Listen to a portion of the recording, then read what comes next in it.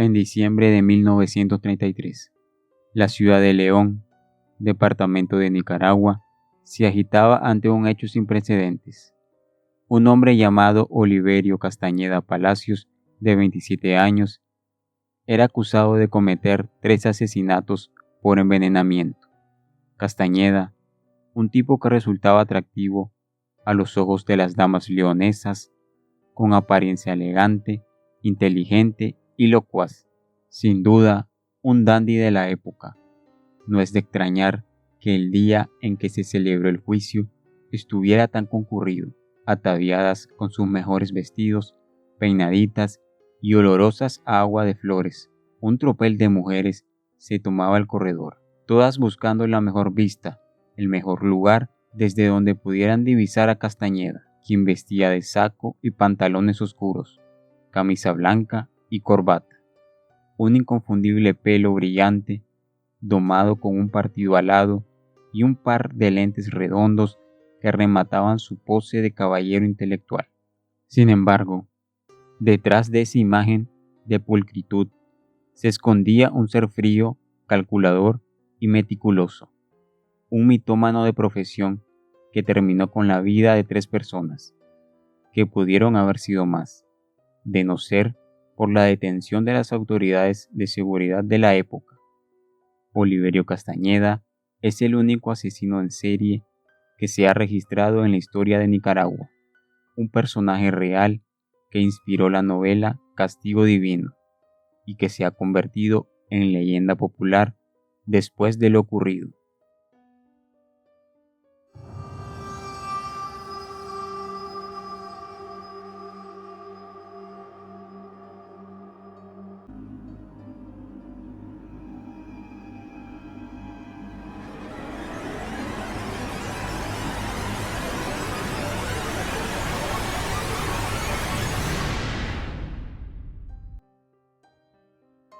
Oliverio Castañeda, hijo de José Ricardo Castañeda y Lucila Albertina Palacios, lleva consigo un pasado enigmático. Las huellas de su niñez y pubertad se desvanecen en la penumbra de la historia, dejándonos escasos detalles.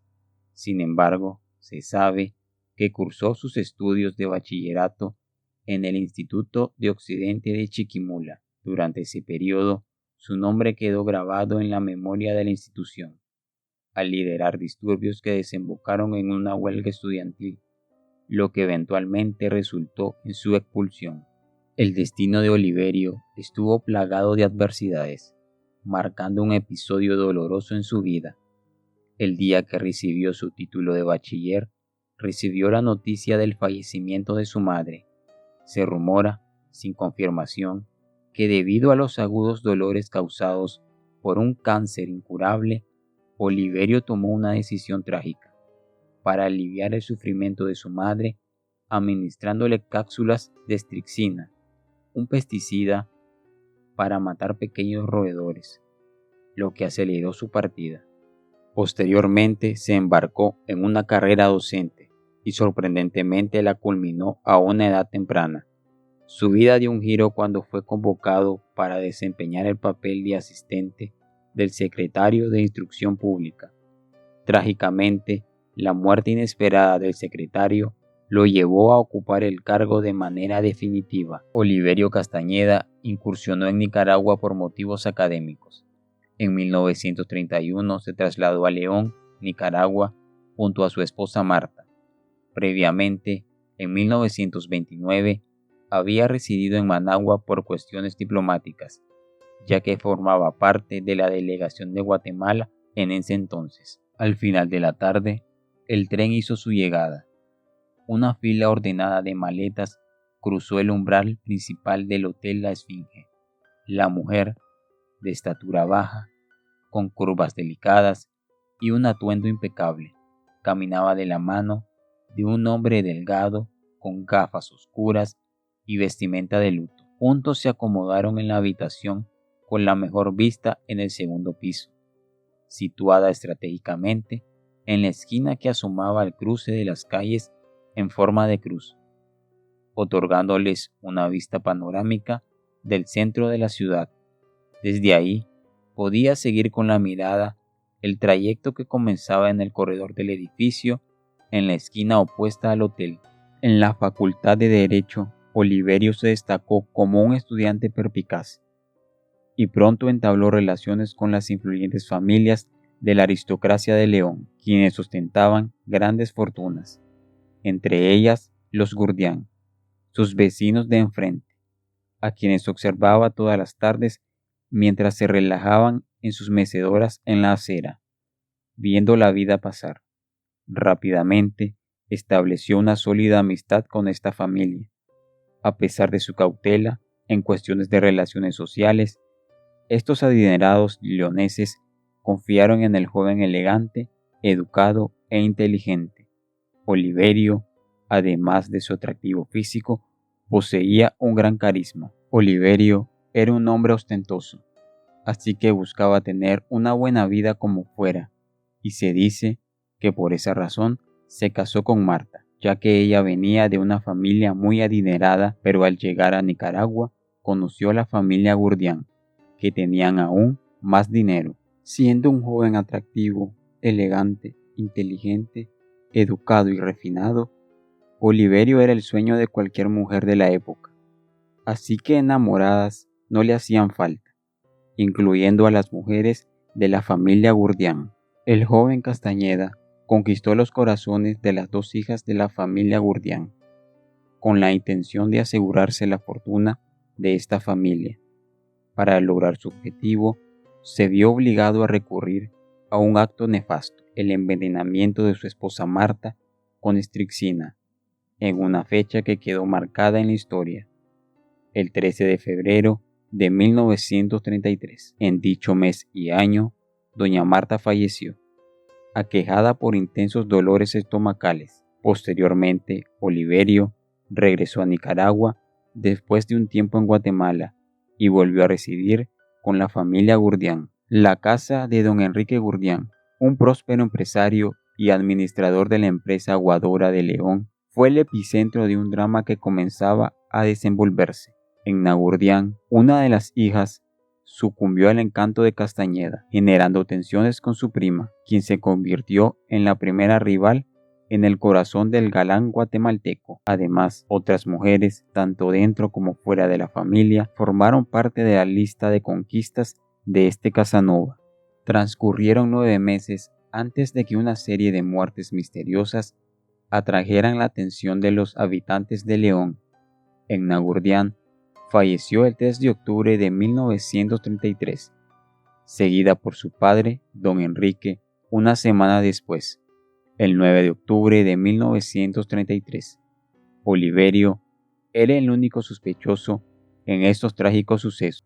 Para eximirse de la culpa, el asesino urdió una versión difamatoria y escandalosa, con la que intentó manchar el honor de la familia Gurdián y de otros miembros de la sociedad leonesa, quienes lo habían acogido de manera tan hospitalaria.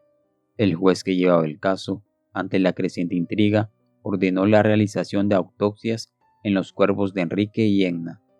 Los informes forenses y los análisis toxicológicos revelaron que tanto Marta Jerez como los dos miembros de la familia Gurdián murieron a causa del envenenamiento con estricnina.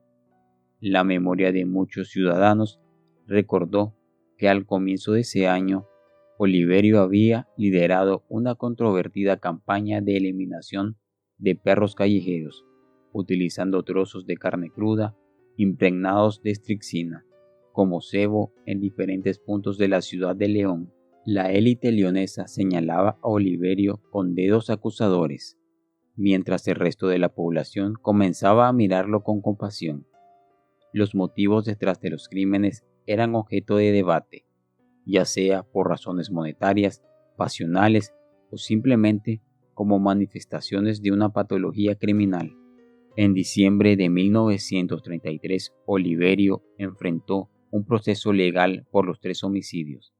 Se defendió con vehemencia hasta el último momento, argumentando su inocencia. Nunca administré medicamentos a Egna ni al señor Enrique. No hay pruebas de ello, sostenía, además de preguntar, ¿quién en su sano juicio ingeriría una pierna de pollo que sabía amargo?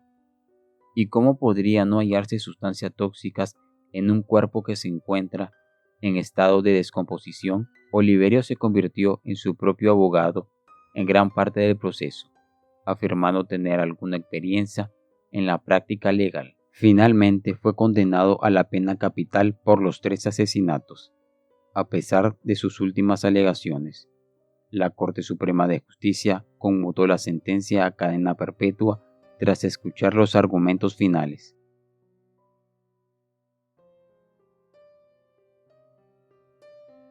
El concepto de asesino en serie fue acuñado por Robert Ressler, agente del FBI, en los años 70, y lo definió como aquella persona que asesina de forma sucesiva a 3 o más personas.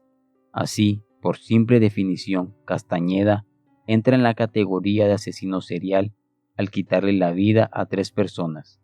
Pero más que un simple asesino, Castañeda era un psicópata de manual, un lobo con piel de cordero.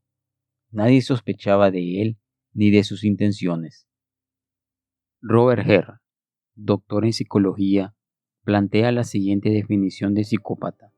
He descrito al psicópata como un depredador de su propia especie, que emplea el encanto personal, la manipulación, la intimidación y la violencia para controlar a los demás y para satisfacer sus propias necesidades egoístas. Al faltarle la conciencia y los sentimientos que lo relacionan con los demás, tiene la libertad de apropiarse de lo que desea y de hacer su voluntad sin reparar los medios y sin sentir el menor atavismo de culpa o arrepentimiento.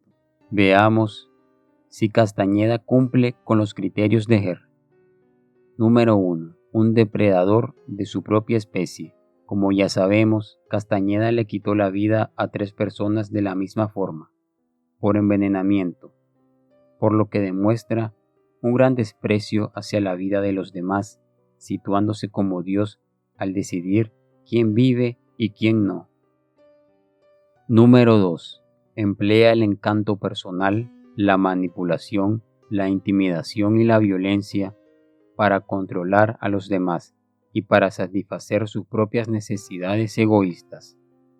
Los psicópatas se caracterizan por poseer un encanto superficial, ser narcisistas, mentir patológicamente. Castañeda era un maestro de la manipulación, que utilizaba su apariencia física para ganarse el favor de los demás, siempre en busca de un propósito: vivir del dinero de otros, sin importarle cómo. No se detendría hasta conseguirlo. Por esa razón, veía a las demás personas como simples objetos y por lo tanto no le importaba deshacerse de ellas cuando ya no podía sacarles ningún provecho. Castañeda tenía un estilo de vida parasitario. Se conoce que aún estando casado, sus padres le enviaban $100 de la época para sus gastos. Al fallecer la esposa, dejó de recibir los $100 y solo recibía 30, lo que lo condujo a acercarse a la familia Gurdián. Número 3. Al faltarle la conciencia y los sentimientos que lo relacionan con los demás, tiene la libertad de apropiarse de lo que desea y de hacer su voluntad sin reparar los medios y sin sentir el menor atavismo de culpa o arrepentimiento. Castañeda demostró que no sentía remordimientos de los hechos cometidos. Nunca aceptó los asesinatos con argumentos carentes de fundamentos. Al deshacerse de las 3 personas, lo consideraba un acto necesario para alcanzar el objetivo principal. Eran simples medios que utilizó. Aquí se puede ver claramente la cosificación de las personas, propia de los psicópatas. Castañeda guarda similitud con otro asesino en serie de origen estadounidense, el tristemente célebre Ted Bundy, quien al igual que Castañeda, utilizaba su encanto superficial para atraer mujeres para luego ultrajarlas y quitarles la vida. Bundy, sin embargo, confesó 30 crímenes. Por otro lado, ambos se defendieron solos en sus respectivos juicios, lo cual es un signo de narcisismo de su yo grandioso, omnipotente, una forma de estar siempre en el centro de la atención y de ejercer ese control mortífero que alimenta ese estado psicológico de dominio sobre los demás. Un año después de su sentencia, logró escapar de la prisión conocida como la 21, pero su libertad fue efímera, ya que fue detenido en el barrio de Sutiaba.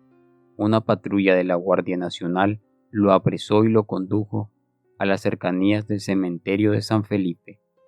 En este lugar, un miembro de la Guardia Nacional que tenía vínculos con la familia Gurdián y estaba al mando de la patrulla recurrió a la denominada Ley Fuga, y trágicamente Oliverio Castañeda fue abatido a tiros en las proximidades del cementerio de San Felipe.